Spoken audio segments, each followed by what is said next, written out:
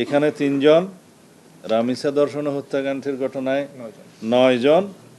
আরেকটা ঘটনা আপনারা জানেন যে মুন্সিগঞ্জের একজন অজ্ঞাতনামা কিশোরীর লাশ নদী থেকে উদ্ধার করা হয়েছিল। সে গ্যাং রেপের শিকার হয়েছিল এবং তাকে পরে হত্যা করে নদীতে ফেলে দেওয়া হয়েছিল। কোনো ক্লু ছিল না। অত্যন্ত দ্রুততার সাথে একদিনের মধ্যে তার মরদেহ উদ্ধার করার পরে ওই ঘটনায় যারাই জড়িত ছিল আধুনিক প্রযুক্তি ব্যবহার করে তাদেরকে চিহ্নিত করে গ্রেফতার করা হয়েছে এবং তারা 164 স্বীকারোক্তিমূলক জবানবন্দি দিয়েছে। 4 জন। এই ঘটনায় যারা কর্তব্য পালন করেছে অত্যন্ত আন্তরিকতার সাথে, তাদের মধ্যে 3 জন তদন্তকারী কর্মকর্তা এবং তাদের সহায়তাকারী 2 জন। এই 3 জনকে আমরা পুরস্কৃত করছি।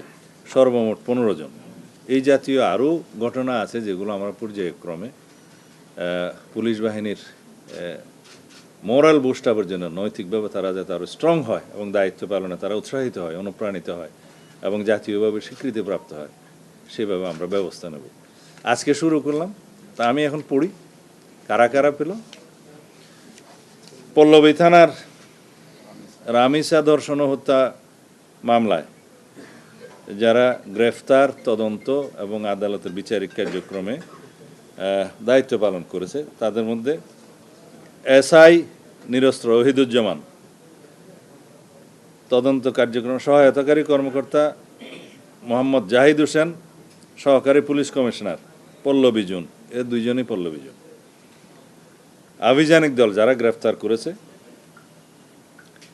মোহাম্মদ আশরাফুল ইসলাম, অতিরিক্ত police commissioner Mirpur DMP, Mohammad Emdadul Haque, police পরিদর্শক পল্লবী থানা ডিএমপি, এসআই রাশেদুল ইসলাম, পল্লবী থানা ডিএমপি, এএসআই মোহাম্মদ জেডাউর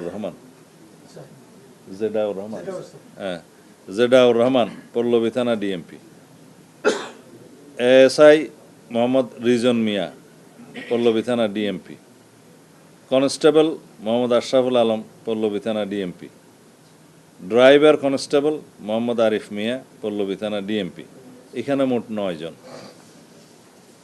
আর পুলিশের এটা বলেছে নাকি? আচ্ছা, এটা মুন্সিগঞ্জেরটা বলেছে, মুন্সিগঞ্জেরটা বলেছি। আচ্ছা, এখন পুলিশেরটা বলি, যেটা যারা দৌলতিয়া ফেরিঘাটে দায়িত্ব পালন করেছে।